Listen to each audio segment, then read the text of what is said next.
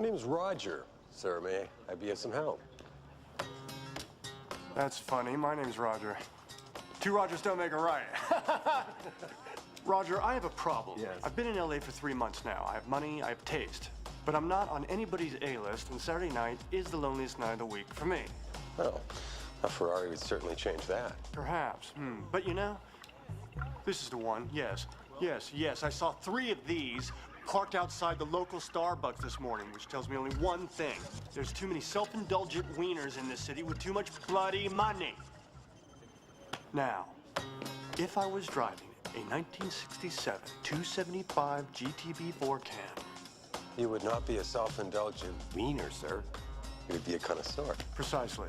Champagne would fall from the heavens, doors would open, velvet ropes would part. I don't have one here. However, I do have one in the warehouse. Superb.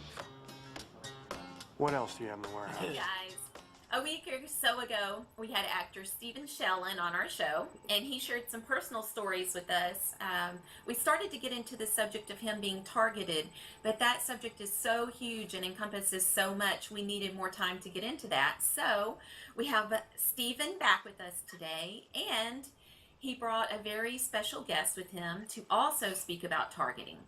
Dr. John Hall is a medical doctor who was born and raised in San Antonio, Texas, and he is the author of 2 books. His latest is titled A New Breed: Satellite Terrorism in America. He's a board-certified diplomat of the American Board of Anesthesiology and a member of the American Academy of Pain Medicine. He's also an active member of the Mind Science Foundation, dedicated to the study of human consciousness. He sits on the medical committee of the human rights organization Freedom from Covert Harassment and Surveillance. Welcome to the show, Stephen Shellen and Dr. John Hall. All right. Hi, guys. Hey, by the way, Stephen, that was a much larger introduction than yours.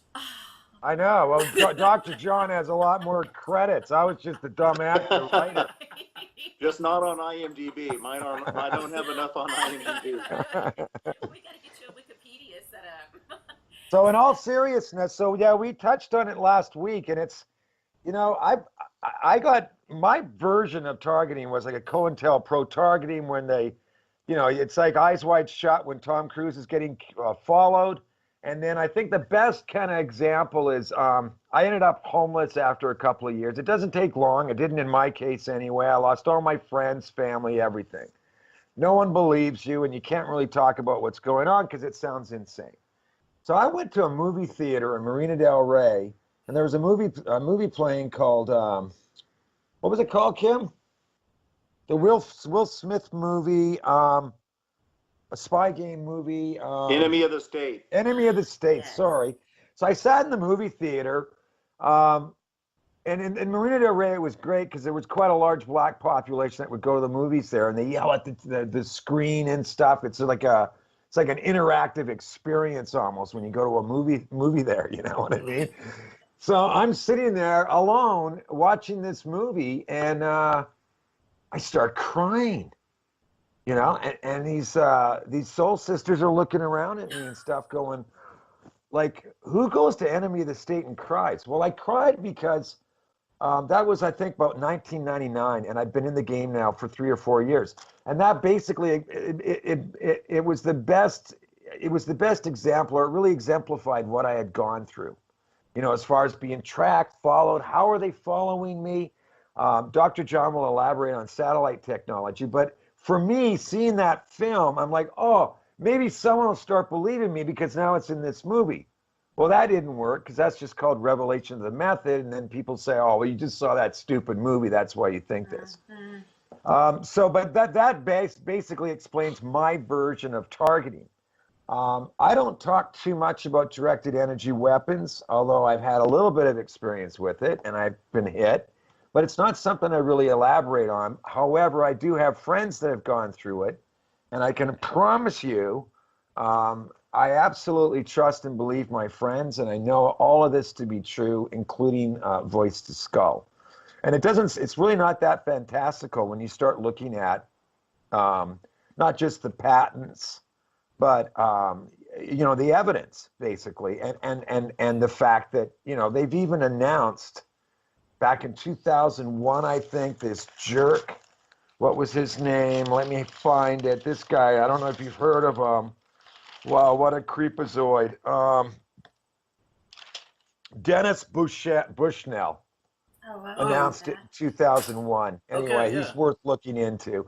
These people, their one downfall is their incredible arrogance. But when you guys said, let's do another show and let's talk about targeting, I'm thinking, well, I can talk about my version, of like spookiness and being, and even, a black whisper helicopter trying, hovering above my car. But it doesn't necessarily prove anything with regards to directed energy weapons. And Dr. John Hall's written 2 books. Dr. John Hall is like a lot of us. You don't choose to get involved in this. Some of us that are involved, well, we choose because, and I quote Dr. John Hall on this because I thought it was beautiful, actually. You said, when you know you're on the right side of God, you have the grace of God. You actually said that, John, in an interview, I think, with Alex Jones. And it's so true because, once you're thrown into this mess, I guess you got a couple of choices, but certainly one of them is, I'm going to speak out. Now, I may get accused of being mentally ill. I may lose my job. Happened to me. I may be completely blacklisted, but you know what? I'm compelled to tell the truth about this. And I'm not doing it, and John's, I'm sure, we're not doing it. There's no personal gain involved. If anything, you basically risk all your comfort, and your position, whatever that may be. But I wanted Dr. John Hall to come on because we're friends. I think he's just the greatest. I wish I was in Texas hanging out. He's got horses. I think John Hall and you guys have a lot in common because you guys have full-time jobs and then you come back and do all this work, right? Right. And obviously, John's got a full-time job and yet he's still committed to speaking out and writing books. And he really, I don't know about like the complete authority, but certainly Dr. John, after his ex-girlfriend, I think, was targeted, you gave her the benefit of the doubt, which is something that most people haven't given us. And that was actually extraordinary, even though it's just something you do for someone you care about, you would think, right? So what Dr. John Hall did is he started looking into his ex-girlfriend, and they had her being watched, and they found out, yes, in fact, this was going on. And then it just kind of, I don't know, went from there. But thanks so much for coming on. And now I can turn the table. I can turn it over to you and say, all right, so tell us all about directed energies and how messed up they are and how they're, it's a war against our mind. Hey, we're so happy to be on the Stephen Shellen show today. I know. I'm an egomaniac. I hate myself for that. I love you, brother. I love you. All right, The first thing I want to know is how you guys know each other. Just from this community of TIs. And I generally do my art shows, my films, my short films. My stuff all addresses either child abuse, because my children were involved in all this. My ex-wife, who's more than likely any number of things, including an assassin, absolutely a call girl, probably part of brownstone operation, stuff like that. So I make my artwork about this stuff, but I do it basically kind of solitary. It's not that I don't like people in the TI community. I do have friends in it, but from my experience, I mean, it's a relatively new term. It only came into existence around 2005, 2006, I think. And through navigating my way through this, I have a tendency just to say, "Oh, screw it, I'll just go and do my own thing."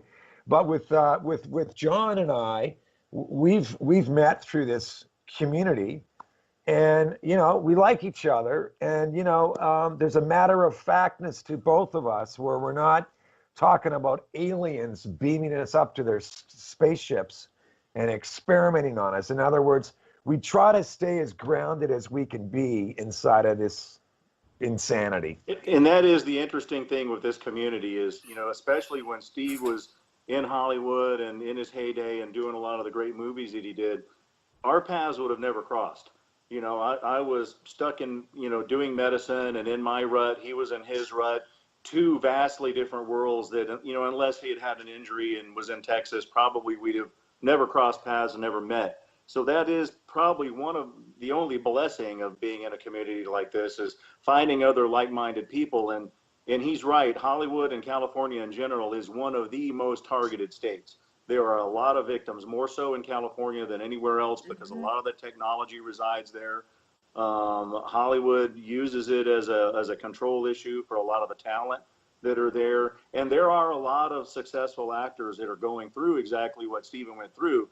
Not many of them have stepped forward to actually, take the reign as far as activism. He's one of the few. If more of them would come out, that would be great because as far as getting this in the public eye and with some credibility, those are the guys that are used to being in front of the camera, and are, used to talking to people and they're outgoing and people watch them, that's why when I first, got in contact with Steve, I said, you are the person that's perfect for doing this. I'm a doctor in Texas, I'm, I guess, successful in my own small little pond down here. But, I've got no following and people don't know who I am. And, they're not going to look on IMDb and see much, even though I do some acting. That's why I've got the beard right now. We're shooting a Western down in Texas. Ordinarily, I'm not, this bushy looking, but we're doing a TV series called Death and Compromise, which is about Texas in the 1850s. I would love to have Stephen in this too, if he could ever get his butt down here. But, that's why when we hooked up, he's like, I don't know. I mean, it's, who's going to listen to me? And I'm like, everybody's going to listen to you. Yeah. I mean, people do know you and don't really know anything about your targeting. You've got Quaid. Quaid has been subjected to this. He also fled to Canada. And there's some other actors and actresses that have been targeted too. But, and we really need those people to kind of join into the activism because most of those people do have a following. Mm-hmm. Yeah. Absolutely. So Dr. John, can you give us your definition of what targeting is? I mean, and why do people get targeted? Yeah, I mean, the simplest thing I can really give you, and this is a hard one to get people to understand, is targeting essentially is a continuation of MK Ultra, MK Search, and all of the other programs that were geared at controlling the individual. They spent billions of dollars of MK Ultra. It was 189 sub-projects, most of which worked, and they exhausted nothing. They left no stone unturned in MK Ultra. Those 189 sub-projects were various drugs to manipulate the mind, electrical energy, RF to manipulate the mind. They studied childhood play. They studied adult behavior. They studied everything that makes the human mind work. And it worked. Now, they did have the Rockefeller Commission. We found the financial documents. We were able to trace back, some of the universities where this was done and some of the front companies it was done under. But when you have something that works that successfully and you can see the history of where they were headed, when it works, you don't just stop. It just improves as the technology improves, which is what we've got to the point now. And even Delgado, who was one of MK Ultra's most notorious researchers, he's the one who did all the brain implants. He was down at Oxnard in New Orleans. He's the guy you see that they implanted a bull and he could clip a button and hit a button and make the bull stop from a radio. Oh, yeah. Wow. He also experimented on homosexual men to make them straight and make them attracted to women by brain chipping. Even before he died, he said that all of his chipping experimentation was passé, that everything that he had done with chipping could now be done with what he called transmission or RF-based waves, where Radio you don't have to frequency. chip anybody. Yeah. So essentially, they've taken the experimentees out of the lab, and they're now experimenting on society. And as Stephen alluded to in some of our conversations prior, the ultimate goal is to be able to control everyone. We're kind of the subset, or the targeted individuals are kind of the subset, or the experimentees laying that groundwork. And honestly, I mean, from what we can see, it's pretty successful. And most of these targeted individuals who have been speaking out for 20 years or so, They were called the tinfoil hat people, and they think their microwave is trying to attack them, and they think all their phone calls and their emails are being read. Well, then we had Snowden, you know, and the stuff that Snowden released, they went, oh, the conspiracy theorists were right. It's conspiracy fact, not theory, that, you know, they can get your emails. Well, now we've had another trove, and we're going to keep having troves of stuff coming out of WikiLeaks about the CIA. Well, Yeah, Vault 7's been huge, actually, for us. Yeah, everything and then that the they've other said thing, all along is true. That's right. But then the other thing they add to the mix is even with Snowden and Vault 7, I was going through stuff in 95. So it you know, and obviously there's been a lot of other people that had COINTELPRO in the 50s, 60s, and 70s. So it's nothing new. And Delgado was doing this stuff back, in the 50s, 60s. You've got Michael Aquino. I mean, that guy's a monster. How that guy's still walking around, I have no idea. Michael Aquino was in the military, right? And he's a OTO. and he's a Satanist. That's correct. Right. And so they use Satanism in their programming. So there's a lot of overlapping things with targeted individuals. It overlaps. And I don't know about you, John, but I sometimes wonder if a lot of people that have been targeted were actually part of like in Canada, a lot of the military bases were taking kids at 2 and 3 years old. Trauma-based torture included, invaded their anal cavity, and they torture 2 and 3, 4-year-old children. And then you create altars, and it's all that stuff that you hear about. Well, It's not BS. I mean, it happened. I have friends that it happened to. But no, sometimes it actually happened there in Fort Worth. Actually, during MKUltra, Texas Christian University was one of the universities that actually had a program there. And their program was studying twins. And they would actually come to people who were behind on their rent, that had kids, specifically had twins, and would say, well, we'll pay off your house or we'll pay your rent for you if you let us experiment on these twins. As a matter of fact, Colin Ross, who actually runs the Institute for Psychiatric Trauma in Dallas and California, had worked with some of these MKUltra victims out of I forget the researcher's name who was working at TCU, but had worked with some of these people who, at least the ones who hadn't committed suicide by adulthood, to get them reprogrammed. MKUltra, actually, there were a lot of universities and the Human Ecology Fund and several other front companies were doing a lot of that research. And there's been some really good factual books written on that based on the findings from the Freedom of Information Act on exactly where those research experiments were done. But yeah, they were done all over, and a lot of it was ritual abuse or trauma abuse, mind control, until they kind of started getting things perfected as far as the brain's susceptibility to extremely low frequency waves. And Michael Persinger, it was one of the main researchers for the Navy who discovered that the brain is very sensitive to ELF. And actually, if you go before him, Puthoff and Targ, who did all the remote... ELF. Extremely low frequency. It's really simple. That's it. That's all that means, right? Yeah. Yeah. Extremely it's low very frequency. Low frequency. So obviously it flies under the radar as far as, like it's a low frequency. So nothing can block it. Nothing. It's anywhere from 0 to 9 or 10 hertz. Nothing can block it. It actually goes through the earth. You naturally, we get extremely low frequency waves after seismic activity. And for a long time, the Russians claimed that remote viewing and remote sensing, which we did a lot of studies on through the military, these are the people who are able to, you give them coordinates and they can sit and they can bond with that coordinate and tell you what is there. It was assumed to be a psychic ability. Right. It turns out that it's actually a function of ELF. But they had said that for a long time, and Puthoff and Targ, during their remote sensing and remote viewing experimentations, basically tried to say, no, we tested it, and it's no way inclusive of ELF wave technology. But more and more you look back on it and where their funding came from, I think the people they were working with that could successfully do that probably weren't psychically gifted.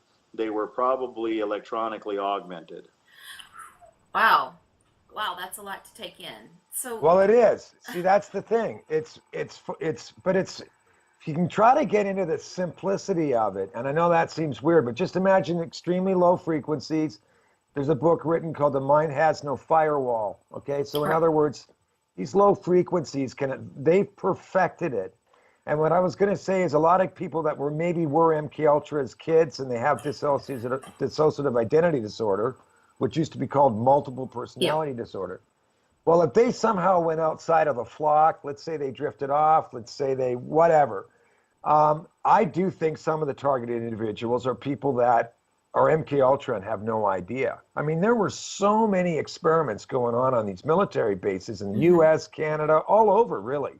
Like they've had a field day with this stuff. And imagine Vietnam, heroin in body bags, all the trillions they made on illicit drug activity. And now we know about child trafficking. But anything that's an illicit activity where it's hidden money, that it's not accountable, you're basically funding your black ops. You're basically funding these science projects. And the number one science project, which Dr. John pointed out, is how to, you don't need weapons when you can figure out how to control how people think. Right. I think even Putin said at one point, whoever controls the best directed energy weapon will control the world. That's right, yeah. You know, and then Rothschild was famous for saying that thing about banking, which was, I care not who rules a nation, but who controls the money. You know, like it's one of these things. Like if I'm Dr. Evil and I can control how the masses think. I mean, really, Hollywood was that and still is to a certain degree, right? This mass programming tool. Yeah. And it's like, my gosh, can you imagine? I control how the masses think, and I'm this little Dr. Evil behind my curtain pulling levers. I mean. Well, and Michael Persinger did most of the Elf Wave technology research for the Navy. He did it at Laurentian University.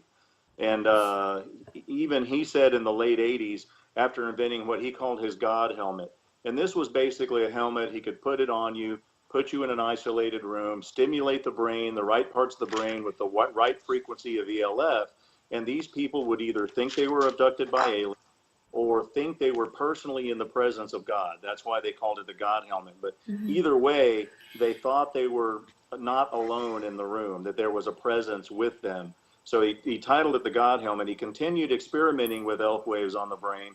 And then even he said in the late 80s that he could probably control every mind on the planet using ELF.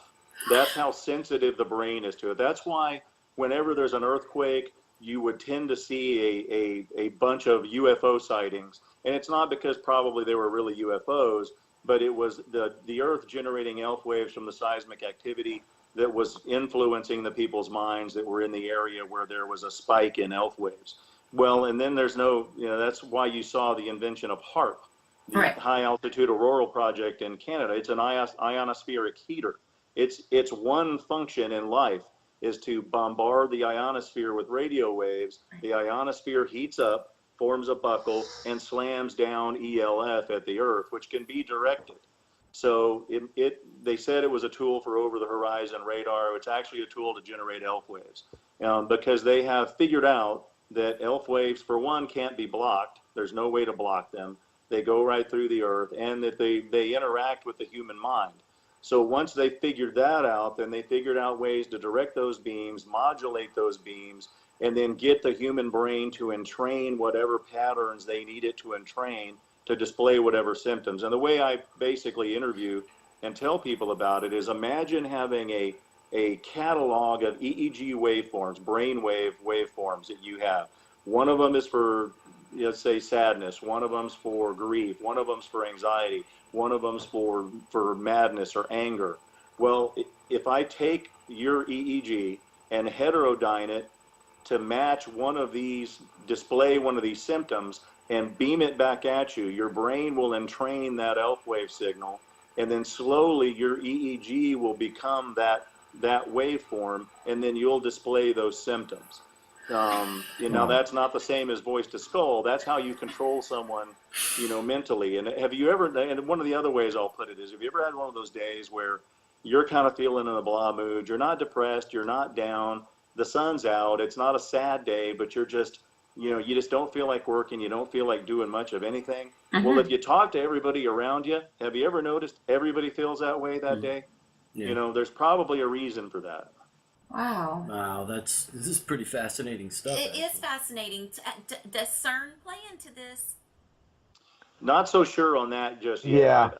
Yeah. I haven't read a I lot. think CERN for me, anyway, is when I start looking into underground projects, the trillions of dollars, DARPA, all the experimentation.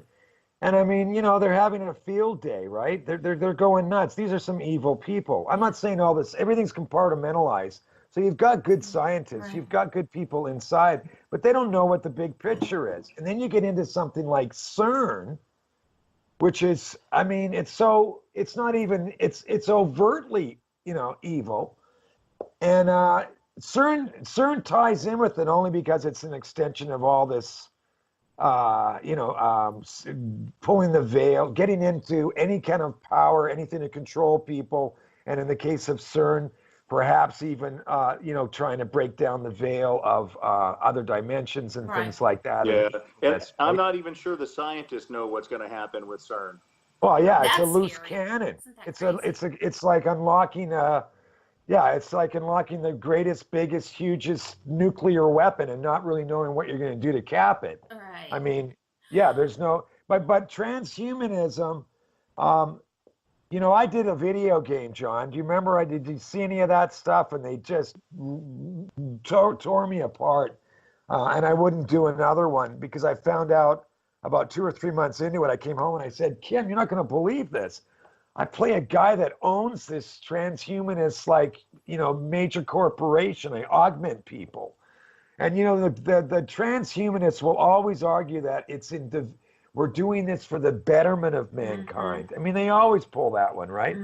Well, it's not for the betterment of mankind. Transhumanism is just flat out dangerous, and it's basically aligning humans and AI.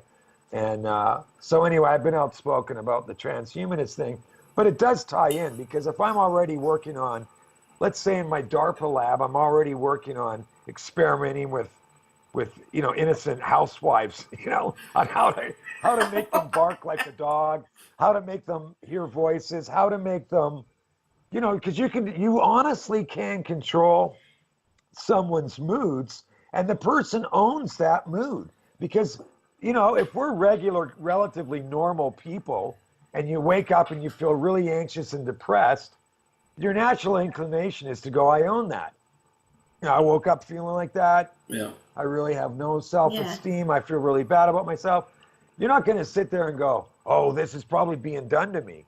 I have so many questions. So if it's a low frequency, you can also listen to like a 528 hertz or something like that. Would that combat it at all?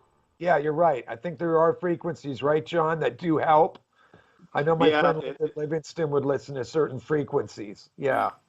one of the things that we've been fighting this with is actually manipulating the EEG to reprogram it back down to 7.8 to 8 hertz, which is typically kind of where your mind likes to rest. It's called a Schumann resonance.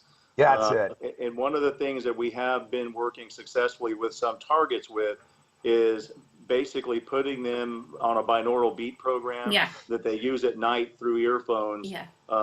in kind of reprogramming. Is the way heterodyning the EEG works is there's a particular waveform in the brain waves that has to be there for them to target. At least it was in the past. Now this is evolving technology, and the minute you find something that works to combat it, they'll find something to get past your defense. A lot of people are working on shielding.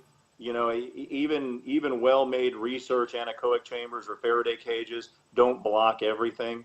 And certainly shielding, I know a lot of victims are really concentrating on shielding. But if you're walking around in your suit that blocks out all the radio waves, that's going to land you in front of a psychiatrist. Just the same as talking about being stalked or.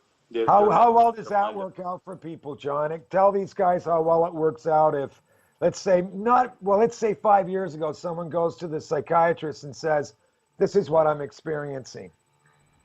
Yeah, typically you'll either get a schizophrenic diagnosis or you'll get a delusional disorder, more than likely diagnosis. And just so you know, from a psychiatrist's point of view, the way you diagnose delusional disorder, basically you tell the psychiatrist a story. If it seems plausible, you're okay. If it seems implausible, then you're delusional.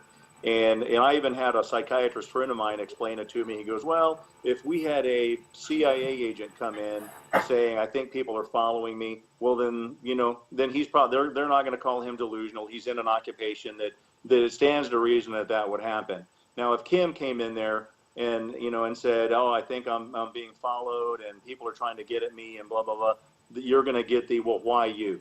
And that's what all targeted individuals. Why would people be spending this kind of money on following you and doing this to you? Well, it's the same thing they asked the victims of the radiation experiments in New Mexico and Arizona during the 50s and 40s, 50s and 60s. That's the same thing they asked the victims of clouds of radiation and bacteria that were floated over major cities to see how many people would get thyroid cancer and how many people would get influenza. That's the same thing that they asked the parents of the children at Willowbrook School when they were injecting them with hepatitis virus to try to create a hepatitis vaccine. Bottom line is there are no laws in the United States that prevent the government from experimenting on the public. None. Is that unreal? Whatsoever. Is that unreal? Be right back. There are no laws, but most people don't realize that we are being experimented on. If we bring this to light, what are the chances there may become a law? Well, John Glenn, when he was a senator, he did try to pass legislation making informed consent a necessity for any experimentation funded by the government. Congress shot it down. I don't know if you remember, Obama held the bioethics commission hearings. There were I 6 mentioned of that, them, Danny. Yeah. and there were, and that was after the press, the media exposed another Tuskegee experiment type of situation where we were experimenting on prisoners and people in Nicaragua with weaponized syphilis and gonorrhea. Well, when that got exposure and Hillary Clinton had to give them a big public apology, he called for the bioethics commissions. I spoke at one of those commission hearings, and they sat a bunch of government apologists, who were ethics people from Rice and from Harvard and from Yale, and Amy Gutman was the doctor, the PhD that was in charge of it. And I will tell you this, every one of those 6 meetings, they had a public forum. Every one of those public forums had over 1,000 people in the public forum waiting to get their half minute to speak. And every single person at every meeting that got up and spoke voiced directed energy weapons attack, surveillance technology exposure, and being stalked with this type of technology. There were no other complaints. I mean, over 1,000 at each one. And at the end of the day, when her letter came out and they compiled all the data, in which their sole goal was to determine if any ongoing experimentation was going on here or abroad using government money that was non-consensual. And at the end of the day, they said, no, we have no convincing evidence that there's any non-consensual experimentation ongoing. That's after 1,000 people at each one of those meetings voiced those complaints. Guys, what is the end game objective here? Because our air is being poisoned, our water is being poisoned, our food is being poisoned. We have directive energy that attacks. It seems like that there's a full onslaught attack on human beings. There is. I mean, so what is the end game objective of these nuts? Well, it's Dr. Evil and his gang, and they were experimenting a lot of us. A lot of us were, in fact, whistleblowers. But, just listening to Dr. John talk, and I was invited also to the bioethics committee hearing. I didn't go because, quite honestly, I'd been in it so long at that point. I'm like, you know what? Probably nothing's going to come of this, and I'm going to waste all this money going down to Washington and then later New York. And you know what? I just don't have the heart for it. I'll make some art about it instead or something. That's just my way, right? And, sure enough, nothing got done. Now, just imagine that whatever minority, whatever group you might belong, like whoever you are inside of this world and you belong and you somehow find yourself, you're Armenian or you're this or you're that. Well, imagine these people that are targeted individuals. And they've been fighting for years to convince their family and friends that something's going on. They can prove it through certain. They've got photographs of burn marks on their bodies from being burned from electromagnetic weapons. Whatever it is, they've got a little bit of proof but they have no reason to make up a story that's going to annihilate their life. So they get together and the bioethics committee hearing thing comes up and they're like, finally, we're going to have a voice and we're going to do the right thing. We're going to make them do the right thing. So they go to these things and of course, nothing gets resolved. It doesn't even get acknowledged by this Amy Gutman or whatever her name is. So when I told these guys, John, that, you know, because they're involved also in Pizzagate, and there was a scathing article written about Pizzagate in the New York Times, Washington Post. And I'm like, well, of course there is. Because in the summer, John was doing a lot of work in different areas.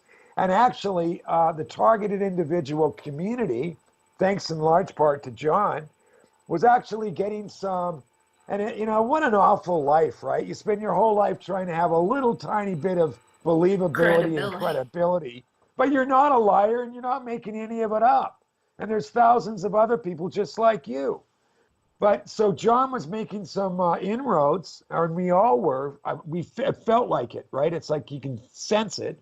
And then the New York Times does this article on targeted individual. And whether this guy's a real TI or not, I don't know. But they chose as their poster boy this poor guy that sits in his mom's basement with, you know, tinfoil on the ceiling, you know, and seriously, this kind of hair. Oh my God, you know, you know, and they interviewed John, but, you know, it was obviously just a smear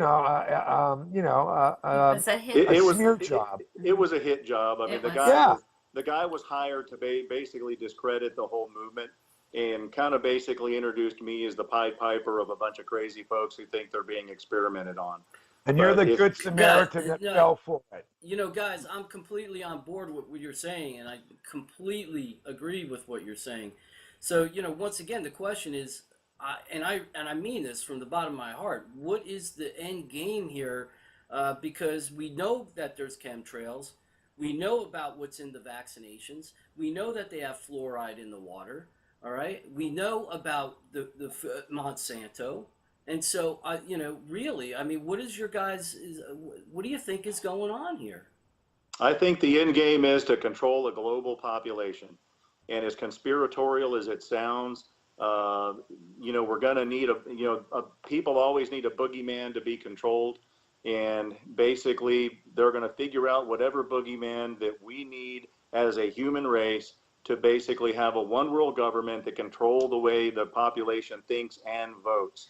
So they're never out of power again. And you can see that now with what we've got in our political system in the United States. We had 8 years of failed progressive liberal policies, and they thought that was going to continue on forever, that they would never lose again. Well, now there's a semi-outsider who wasn't a career politician and they're just going nuts, you know, because they thought it was never going to end. And what I've said forever, people said, well, you know, the Democratic Party is the party of the people. Those should be the people that we can actually, you know, get more done with. I'll be honest. I've talked to a lot of government people, a lot of politicians. I've had better luck with Republicans and libertarians as far as getting them to understand this, the ethics behind it, the believability of it. Feinstein, Pelosi, all of these California senators, victims have sent them letter after letter after letter, and what they get back is a letter recommending they see a psychiatrist. The Democratic Party is not the party of JFK anymore. No. It's an extension of the Socialist Party, and they need control measures more than anyone else to keep that going, because most of us that work for a living and pay tax don't want socialism, and certainly don't want to lose American sovereignty to a one world type of government that the UN wants. Yeah, so you're saying that this type of low frequency wave that can be sent out anytime, who's sending it, by the way? Who's got control of that? Basically, it's under multiple controls. The DOD has versions of it, NSA has versions of it, CIA has versions of it. When I wrote my first book and second book, I have contacts within the CIA. All of that was verified. As a matter of fact, one of my friends in the CIA said, this is a weapon for use abroad. It's not supposed to be used in the United States. And we've had other world leaders. Noriega, when he was caught, complained of hearing voices and being attacked by directed energy. Other world leaders that found themselves on the wrong side of the stick with our government have also complained about it. It's not just your everyday folks that are complaining of it, although they make up the bulk of the experimentees because they have no way to explain it. They don't have the educational background to understand it in most cases. So they're online every day looking for every little thing they can, and a lot of it's wrong or misinformation that they're finding to try to describe it, which makes them look even crazier. Right, because here's the thing. See, when you get hit with this stuff, or if you're targeted in any way, I call it lunging, because I think our brain wants to understand information. So what happens is, as a consequence, is you're trying to find the bad guy. And you go back and you rack your brain. I mean, I do it almost every single damn morning. I'll wake up with a new epiphany about who was behind it. It was due south. It was Robert Lantos. He stole the treatment I wrote. You know, like almost every single morning I'll wake, and I can't control that. Like I'm in sleep mode, right? So I'm going to wake up how I'm going to wake up, and I don't heavily medicate myself to sleep or anything like that because I refuse to go that route. But you're always trying to understand who the boogeyman is. And unfortunately, with a lot of people that get hit with this, whether it's COINTELPRO, whether it's directed energy, whatever targeting they're subjected to, you waste your life. What a waste of a life, man. Yeah. You waste your life trying to overanalyze what you like. I was rude to that waitress once at Pizza Hut. Yeah. Do you know what I mean? Like, Yeah. you waste your life trying to make sense of an insane, situation, and sometimes people are just randomly picked. Yeah. Mostly, and that's why the title of my second book is called Guinea Pigs: Technologies of Control. Wow. The majority of these people, and now there are the whistleblowers, and I've worked with a lot of them that have got on the wrong side of the NSA or the CIA or the National Geospatial Agency, but by and large, it's housewives, doctors, lawyers, artisans, shopkeepers. It's a sample of the general population, and there's no other reason other than the fact that they were at the wrong place at the right time and became a guinea pig of the state. So they pick somebody and then they observe them as far as what they're doing. Pretty much. Yeah. But long before you ever hear voices or get attacked by weaponry, they've already watched you, picked you out. They know where you work. They know who your loved ones are. They know who you're going to turn to for help. They know who to control, so they don't believe you despite the amount of evidence that you have. Ultimately, the goal is to get you in front of a psychiatrist, get you diagnosed, so you're completely discredited and you can sit at home and be a guinea pig. Guys, I'm sorry, go ahead. No, okay, and I started with this before, but there's so many questions popping in my head. Yeah, So exactly. the low frequency. I know it's a tough subject, man. You guys are crazy. brave. No, You guys are brave to take. It's actually not. It is a tough subject, but it's a fascinating subject, which we could probably talk about this for 2 days. Yeah, definitely. I'm still not understand it all. Yeah. Like when you say, "What's the end game?" Well, just control how we think. Well, how about they also get pleasure from torturing innocent people? There you go. I mean, there's women that complain that they're being sexually stimulated and it's against their will. Well, who's going to believe that woman? Yeah. No one. It's this sick game that no one's going to believe you. I know personally they've loved ridiculing me, and they take me, the kind of wild guy, Hollywood actor guy, and just strip them of everything, and they enjoy it. It's like, you're not dealing with. And as far as the sexual stimulation of women too, that's not just in the hands of the victims. If you look at the releases about what the NSA was doing, the NSA got their hands slapped for a lot of their officers were using the technology afforded them by the NSA to actually spy on their ex-wives, their girlfriends, women they would meet at the supermarket. Yeah. And it was happening so frequently that in the NSA, they call it LOVEINT, LOVEINT, love intelligence. And, and Feinstein, who sits on the Intelligence Committee, the Senate Intelligence Committee, said, well, we're going to get to the bottom of it, and this is unacceptable. And, of course, you never heard anything about it again. Mm-hmm. As a matter of fact, every single Democratic congressman, Senate and House up there, voted against oversight of the NSA. Oh, my gosh. Wow. Yeah. When you give a person that much power and then expect them to do the right thing, Not gonna happen. It doesn't happen. Okay, is every single person, there's nobody that can be immune to this or can be saved from this? Is that what I'm hearing? No. I don't know. Yes, John. I don't know. So you I literally mean, can't. on You one can't way or another, if you get targeted one way or another, I mean, how are you immune to someone sitting outside your house? How are you immune to lying in bed and getting zapped? I mean, well, how are you immune? I don't know. You've got a special DNA that's got, I don't know, R chromosome, something. I don't know. How are you immune? It's like if someone completely insults you and pokes you with the stick constantly, and when you look around, you can't I catch mean, them poking you with the stick. I think the scary It's going to part. drive you nuts. I think the scary part is that you guys are saying that it doesn't even have to be for a reason that you're a whistleblower. They will just pick random people Randomly. and That's right. experiment on them, and And I that's think that's why John's spoken out. And I know it's why about 4 or 5 years ago I started doing, or 6, 7 years ago, more interviews, just because, yeah, you've got innocent people that someone's getting their yayas, they're getting off actually, doing this, experimenting on some housewife in Nebraska for well, The no best other way to reason. describe it is that there are groups in every major city that are typically they're functioning as private investigators, but they still hold clearances. Usually they're former FBI or former CIA or former NSA working as private investigators that are allowed access to the technology and have carte blanche reign over however they want to use it to target whoever, as long as the data gets back to the appropriate agencies. So what you see is you'll see a PI group in Palm Springs that's targeting gay men.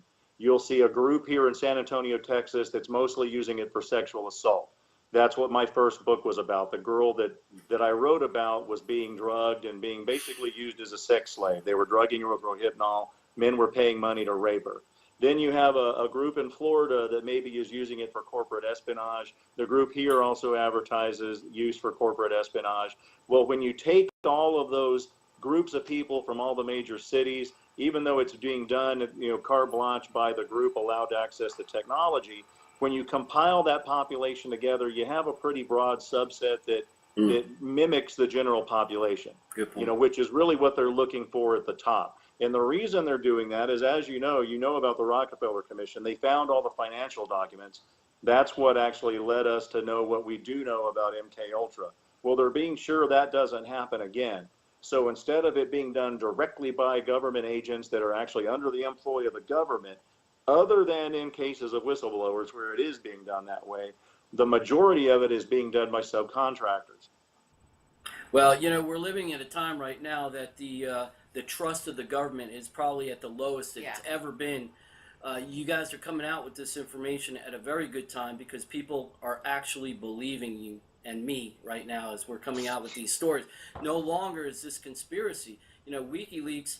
It's true. WikiLeaks has shown that it's true. CIA is complicit in all of these things that you guys are talking about right now. So.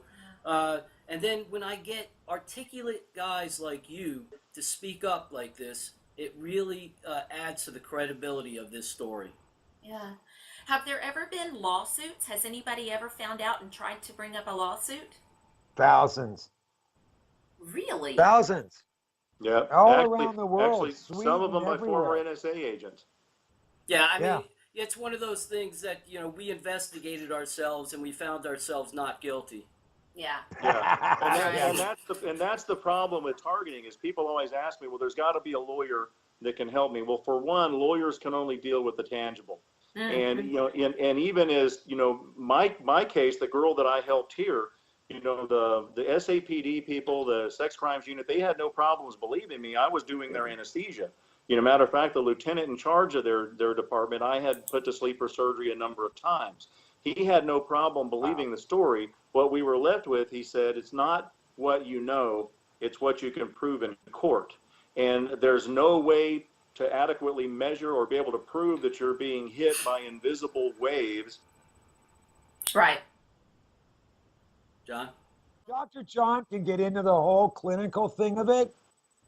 Like you can go there, right, John? Yeah. It's just that I want a layperson that's never been, let's say some guy turns in to watch your show and they're just barely getting their head around 9/11 possibly being an inside job. Right. Like any of us, I don't think John, I certainly was never, I wasn't a Hollywood actor guy.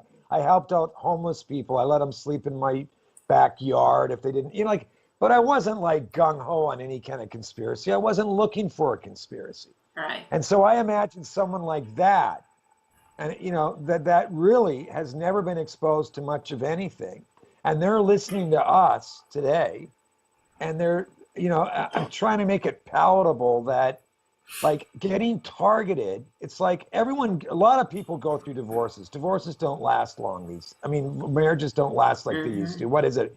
50% of marriages end in divorce at least now, right? Yeah. And in divorce court, the wife or the husband, they make all these horrible accusations, and it's terrible, and you have lawyers and you get through it. Well, imagine you have a lifetime, 20 years of being accused by this, but all these different people, but you never get a face, you never find out what they've said. It's like you're fighting against this invisible enemy, and they're constantly calling you mentally ill and crazy. Yeah. Sorry.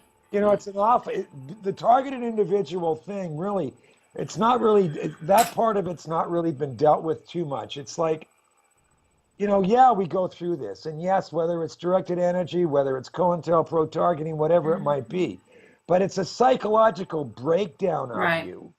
And you're on defensive. And you see it online when shills come in or trolls, and they say all these horrible, nasty things. And you can say it's all ad hominem arguments. They call you fat, they call you ugly, they call you stupid. Yeah. But it's got nothing to do with what the task is at hand, like what you're actually trying to address, right? But it's all these insults. Well, imagine that you're a single individual and you go through this, and your family, your friends, your career, everything's affected by it, and yet you have no defense against it. Because, like John said, how do you prove it? Right. How do you improve this invisible stuff that's going on?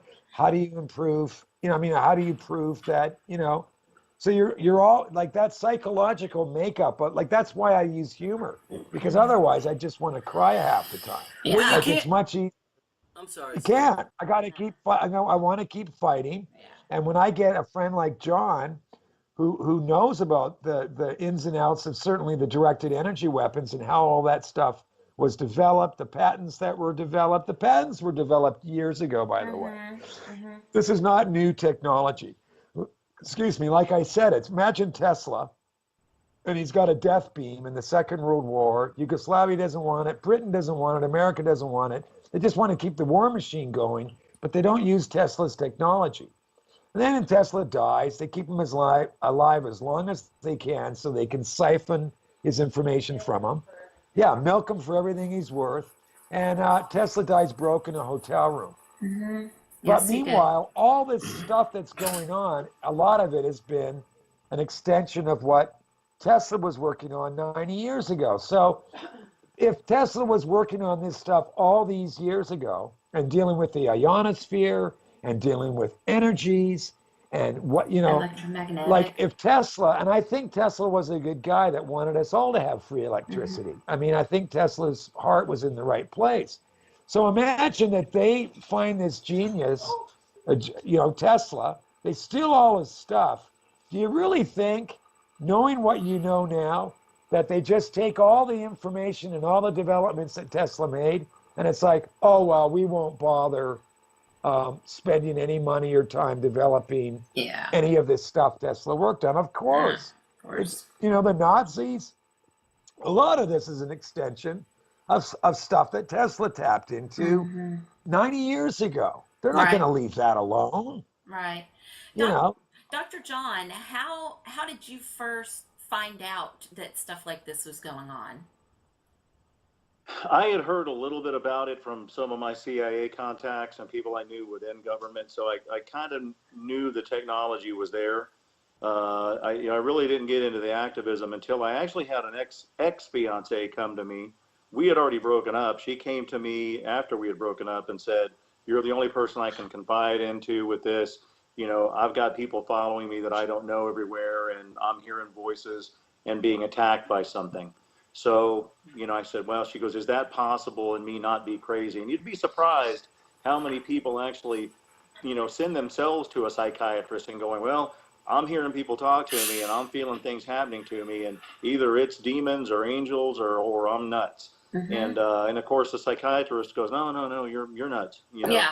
But Yeah. you know, people with true mental illness usually don't seek help. Yeah. Schizophrenics don't go out of Right. their way to seek help.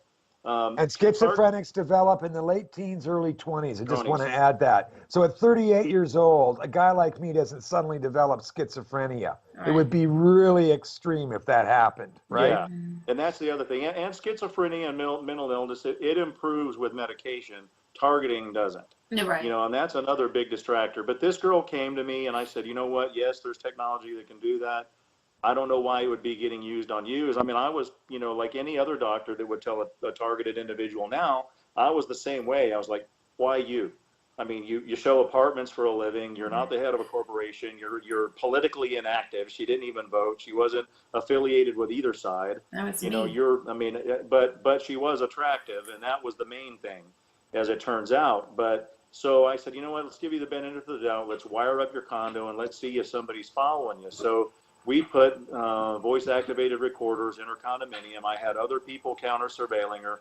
And indeed, she was being followed everywhere she went by a former FBI agent who works as a private investigator in San Antonio, Texas. And we wrote down all the plate numbers. All of the plate numbers following her came back to this same agency.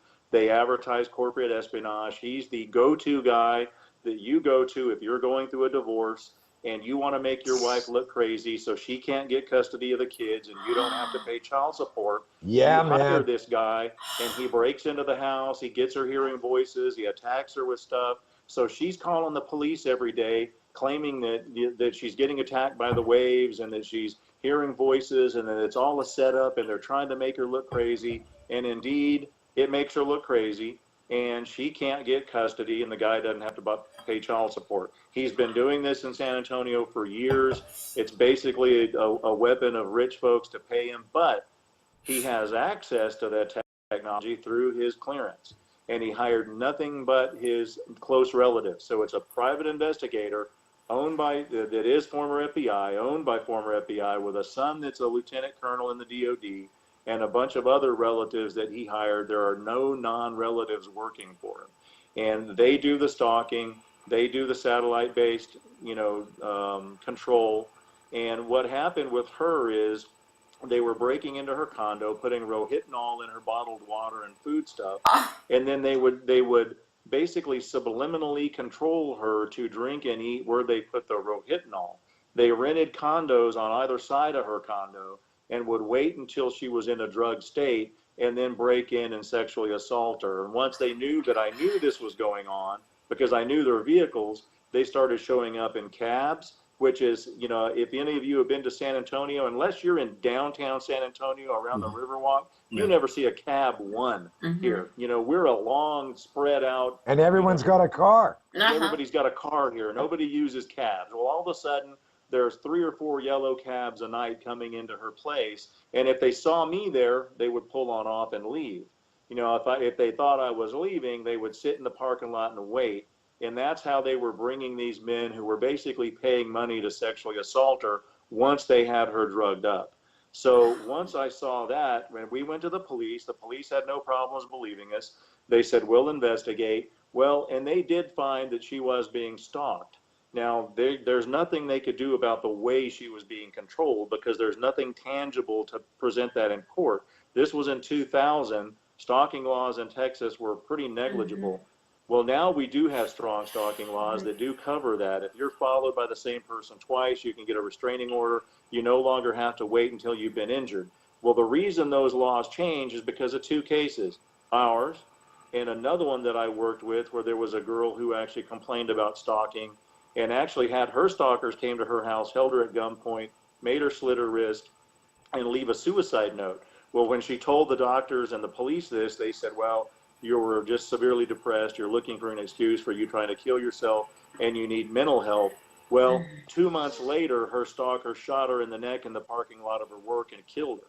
So then that all came, finally, her name was Christy Appleby, if you want to look that up in Texas news. Well, those 2 cases got the stalking laws changed in Texas in about 2014, which was a little late to help with the girl that I had to help with. But, Yeah, there was no question who was doing her stalking. There was no question that the directed energy weapons and the remote technology they were using on her, absolutely no question. But in the end of the day, what the police said is the only thing we can come after him for is stalking. We have essentially no stalking laws. She was drugged with Rohypnol, doesn't remember the sexual assault. She thought they were nightmares. So basically, we're going to have to go after him for stalking you, meaning me, because by that time they were following me back and forth from her place to my place and destroying my vehicles and actually They shot up your car, didn't they? shot up my car, took the bolts out of the hood latch to my truck. The hood flew up on me going down the highway and shot up my bedroom with me in it. So, and they still basically, the feeling that I got from the police was this guy's former FBI. He stalks people for a living. That's what he does. We don't have stalking laws to really go after him and to do any good. It's not what you know, it's what you can prove. So at that point, that's when I decided to change the names, write this whole story in a book to get basically public exposure of a problem, not knowing that the first radio show I did for this book literally filled up my email memory on my server. I had 6,000 emails in one night after doing George Norrie's Coast to Coast with people saying, this is happening to me in Maine. This is happening to me in Toronto. This is happening to me in Japan. This is happening to me in California. And it turned out to be a global thing. So like Stephen says, you don't choose to be in this fight. The fight chooses you. Right. Yeah, I never set out to spearhead the motion, or the movement for targeted individuals. I wrote a book to try to expose a local problem, and it turns out to be a global one. Wow. It sounds like we're living in North Korea on steroids right now, to be honest with you. I mean, this is, America is supposed to be the land of freedom, and this isn't supposed to happen here, but it is happening here. And I know a lot of people are discouraged because they know what's going on, and they want Trump to do something about it. But I tried telling people that this has been going on for so long. This is so deep. It's so corrupt. It's so expansive in the government right now that if Trump is for real, he has to tread lightly with all of this. He's got to do it strategically. Because I don't know what his plan is. I mean, I worry about him in Trump Tower. I'm sure he's been informed that this technology is in existence. Wouldn't you think, Dr. John? Like, the guy has to know, but how's he going to firewall himself? Like, how's he going to protect him? I don't know, He's got experts, obviously, around him that know that this exists. But, yeah, it's a very nefarious, sneaky. I mean, they've all been working on it. I like Putin. That's just me. But maybe Putin's also, he knows about this stuff. That's that quote, whoever controls the best directed energy weapons will control the world. That apparently came from Putin. Now, you can cross-reference and see if that's, in fact, coming from him. But still, it's like, my gosh, like this directed energy weapon, like, you're controlling how people think. They do it with Hollywood. They do it with the movies. They do it with the video games. But when you focus in on one person, you can actually make me wake up every morning feeling anxious and depressed and suicidal. I'm not saying that's the case with me. I'd certainly never admit to suicide. No. Because that's a boo-boo, right? Yeah, don't. But like, but if someone can affect my moods, and John, I don't know if you know this, but I really make a conscious effort not to concentrate or buy into directed energy weapons being used against me. Kim and I both know I've gone through it. I mean, it's evident. But I just try to make a conscious effort not to try to give that. Like, I believe in God. I'm a Christian. And I do ultimately, like you say, what's the end goal? Yeah. Man, the end goal's this. Like, we're in a spiritual battlefield. That's really it. That's essentially it. Like, and so I personally make a choice of trying to prey on this stuff and not give it too much energy. Yeah. Because I see people around me that really get caught up, and it's not their fault, but paranoia is kind of a natural reaction to going through any of this stuff. Not only that, but anger, suppressed depression, or suppressed anger, which turns into depression. Because you're constantly fighting this uphill battle of trying to be believed, you know? Yeah. I mean, that's never really been looked at, I don't know of, inside the TI community. It's like, what a crappy place to be in. Like, you know how hard I have to fight and try to have an art show or get a film out or do anything. It's like, I've got this invisible thing shutting down everything I try. If I do get any attention, I'm immediately attacked. It's almost always ad hominem stuff. I'm insane. I'm crazy. And it's like, you know, you'd think, well, yeah, okay, listen, how's this? I'm crazy, but I'm creative. Is that okay? Is that palatable for you?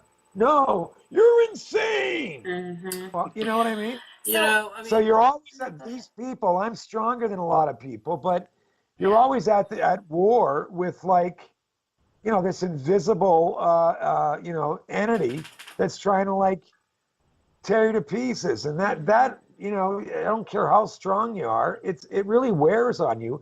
How well did your ex-girlfriend fare, John? Well, I mean, we actually had to change her name and move her. I don't even know where she is now. I mean, the honest truth is, luckily, I eventually got her parents to believe her, which they didn't believe her until they saw that Typical. the condo was being repainted overnight and stuff was being reconstructed in her condo, because they had low tech technology buried in her condo as well. I mean, when you're doing stuff to get actually, you know, video footage of rape, you know, you can't get that using thermal imaging. You need low tech cameras buried in the walls and things. And when they finally discovered that what she was saying was true, luckily she had a father that had military connections, was a former colonel in the military, and they actually got her name changed and got her moved out of San Antonio. And my point is this: she didn't do anything to deserve this. No, she No. showed apartments for a living. no, Exactly. You know, I got to commend both of you because you're doing a tremendous service to a lot of people that thought that they were crazy for a very long time. And for you to guys to come out and tell your stories like this is going to help many, many people. We've this has happened with CPS cases and child molestation cases, and now targeting cases. Okay, because there's a lot of targeting that people that have been targeted that didn't want to tell their story previously because they didn't want people to think that they were nuts. So, you know, you guys are doing a great service right now, and I applaud both of you. Yeah. I'm curious. Do you think that politicians are being manipulated with any of this kind of stuff, or do you think that they are excluded? They're too inside the circle and know what's going on. They No, I absolutely think would be politicians are exposed being to it. victimized.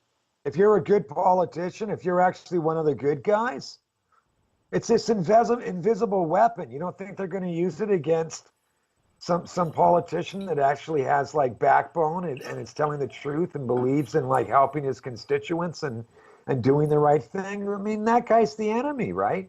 So they're going to go after that guy, and that's, you know, we don't even know what any of those stats are. Right. And Well, when and I met, they do know it exists because Dennis Kucinich actually wrote a bill called the Space Preservation Bill. oh yeah, And right. the initial wording in that bill specifically addressed psychotronic weaponry, then weaponry with the ability to control people's minds or control people's moods or alter their mood states. And all of that writing was taken out of the bill before it was subjected to Congress, which it got shot down anyway, because I don't know, most people don't realize it. There was a global space initiative for non-weaponization of space, and the U.S. was the only major country with a space program that wouldn't sign it. So the Russians signed it, the Chinese signed it, the Israelis signed it, but the U.S. wouldn't sign basically a treaty agreeing for the non-weaponization of space. And if anybody gets a copy of that original space preservation bill that Kucinich wrote, it is in black and white that he knew exactly what weapons are on the space-based, satellite-based platform. They were all in there initially. Was that? Yeah, I'm go sorry. ahead. Was that during the Obama administration that they would? No, that was prior to the Obama Okay. administration. I can think of very few more nefarious things that a government can do than to mess with somebody's mind. Seriously. They've been doing I mean, it for a long time. And they've been doing it for a very long time. I'm actually amazed that we're as healthy as we are, and I Me don't too. just mean TIs. I mean, I mean like America, Canada, like the general public. We've actually held together pretty well, considering they've employed almost everything to control us and mess us up, and yet still there's people with backbone. There's people with a sense of right and wrong. There's people with a sense of morality without it Yeah. being, a corny morality. Like, there are a lot of decent people, and there's a lot of people that, like, look at me, look at Dr. John. Like, we're still here, right? You know what I Right. mean? Like, I still have a sense of right and wrong. Yeah. That hasn't they've tried everything, but that hasn't been put into question. I still have a sense of right and wrong. It's almost like they can't take that away, and it's the only criticism. There's a guy called Dr. Robert Duncan that's done extensive work on all this stuff. But sometimes Dr. Duncan or Robert Duncan can get a little bit like, oh, there's no hope. They control everything. There's nothing we can do. Well, I say no. There is something we can do. We can all, be in our own little, put on our own little, I don't know, spiritual warfare outfit. And we're responsible for ourselves, and we can engage in this spiritual warfare. The end game, I guess, it has to be the spiritual warfare. I don't know, I Well, don't and know. if you look at the way most of these other experimentation protocols ended, it'll be 40 years after we started voicing complaints about this.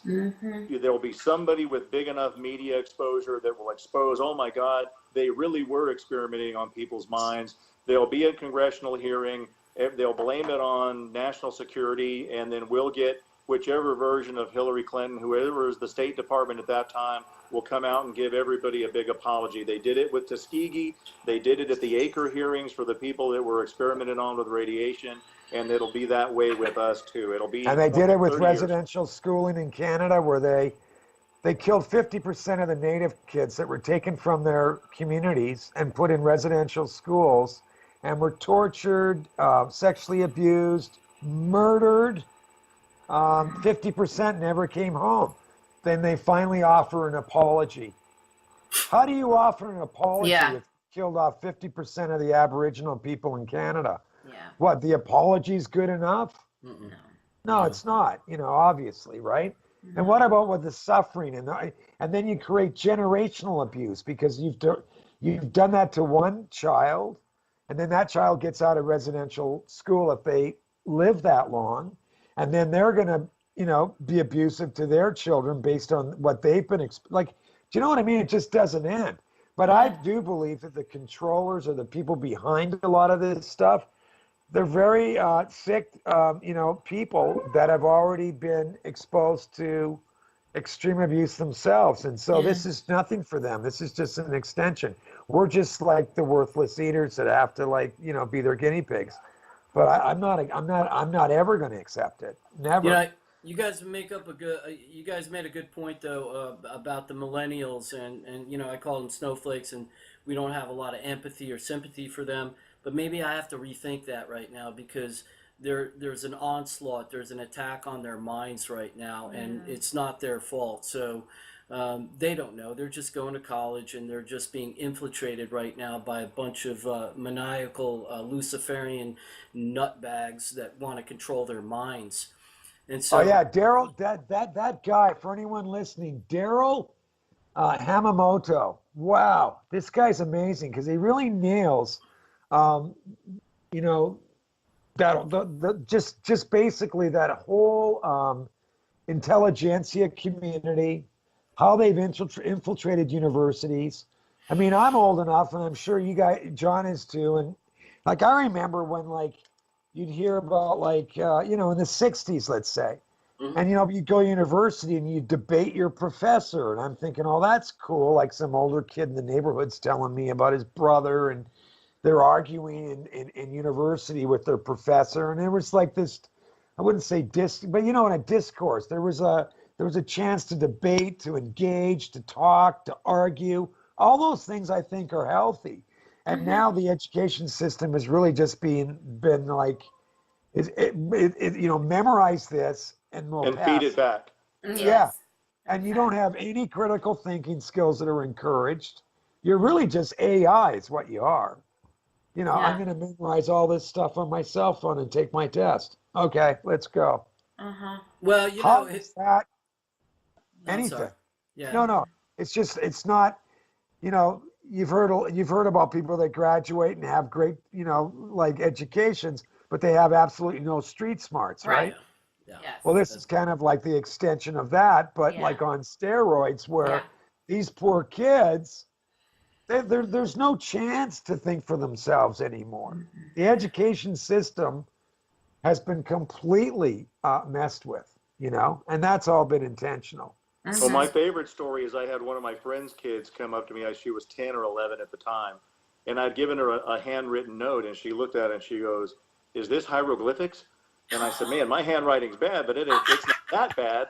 You know, I mean, you should be able." She goes, I can't read this. Can you print it?" And I said, "You can't read hand." She goes, "They don't teach us cursive writing anymore. They They don't teach us teach they teach cursive. us keyboarding and they teach us printing." And I said, Yep. "What do you do if you have to sign a check?" And she goes, "Well, we just print our name, I Yep. guess, on it." They absolutely don't teach handwriting anymore in No. schools. No, I they don't. heard well, that handwriting, like if you're going through psychotherapy or whatever, I've heard that handwriting, not this stuff, but actually writing by hand is like incredibly therapeutic. And it's another one of these, it's yeah. going to become a lost art, right? Well, yeah. I mean, for sure, we're being dumbed down as a society. By the way, Yeah. also with all the AI, the smartphones, like we used to be able to memorize dozens, Phone 20, numbers. 50 phone numbers. Now I can't remember my wife's telephone number. I just see Angie. That's all I need to know is Angie. But that doesn't work all the time, right? You know, sometimes you need to know the telephone number. Mhm. You know, Well, I that's think why that's try going to a McDonald's and ordering a Big Mac without the special sauce. There's no Oh. picture for that. Yeah. You know? Uh-huh. Yeah. Exactly. that's Exactly. that's so true. So, is there any way that anybody can protect themselves from the uh, directed energy? Is there no way? There are some things that can lessen it. You know, especially if it's microwave-based weapons. Salt water tends to refract it a little bit. I mean, Hmm. some people, if usually they pick a spot to attack on you, and if you know they're going to hit the same spot over and over, you can use bags of saline over it, things like that. But Hmm. as far as, you know, building any type of shielding or anything, that's real limited. The easier way to defend from it is first they have to find you spatially in order to, you know, unleash directed weapons on you. And the way to actually block that is by actually blocking your EEG or altering your EEG where the tracking is not so successful. And that's where we use binaural beat programs and what we Okay. call resynchronization of the EEG or the brain waves. Because if you can stop the tracking, then the directed energy attacks will kind of fade off because they anatomically can't find you on the map to do it. But Oh. as far as actually shielding materials, the government can't even shield themselves. As a matter of fact, most of this technology was invented, you know, without any defense to it. And for the last several years, the Air Force and the Navy have both had a call for white papers out. That's, in government agencies, they'll put out a call for papers to the private sector to see who's working on stuff like this. And there's been calls for papers out to defend against RF-based weapons for, 5 or 10 years now. And that's why when you see these guys that control the drones, the drones being flown in Afghanistan and Syria and Iraq a lot of them are controlled here. Right. And they'll actually put these guys with these RF-based controls in giant, like thick steel cargo trailers. Kind of imagine like the big giant steel dumpsters that pick up construction materials, but with a steel top on them, because that's even the best they can do, and it's still not impervious as well. Wow. Wow. Huh. Hey, so I guess we'll start closing up. So, Dr. John, if anybody has any questions, you have a website that they can go to?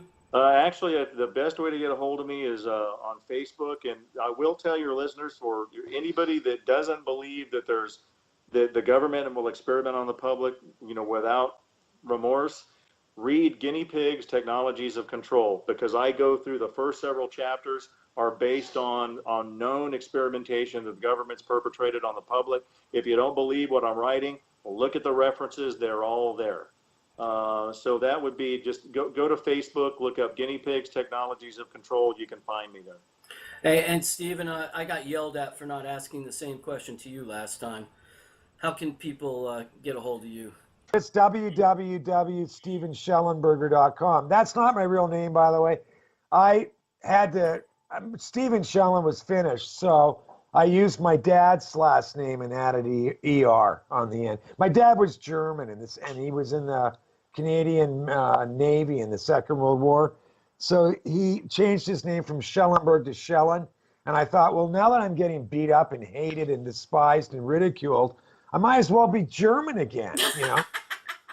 And I would like to say I'm trying to get Stephen to come down to Texas because I think Stephen would be an excellent counselor in our new TV series. Yeah, have you ever played a cowboy? Well, you played like an 1800s pioneer guy. I played a lot of rednecks, That'll mostly work. rednecks that kill people and stuff. But anyway, this has guys. been a loopy-doopy, crazy interview. Yeah. I suggest that anyone watching this check out Dr. John Hall's info, go to the websites, look at the information, read the books, or skim through them, whatever you have to do. We haven't like nailed anybody with all kinds of crazy technology today, right? We're just basically here to affirm things for those people out there that don't have a voice, that aren't able to speak for themselves. And that, you know, it's like the girl that you interviewed from the Children's Services the other day, right? Yes. Yeah. Lala. She was awesome, that girl. Mhm. But most No. of those people don't have any voice, right? Yeah.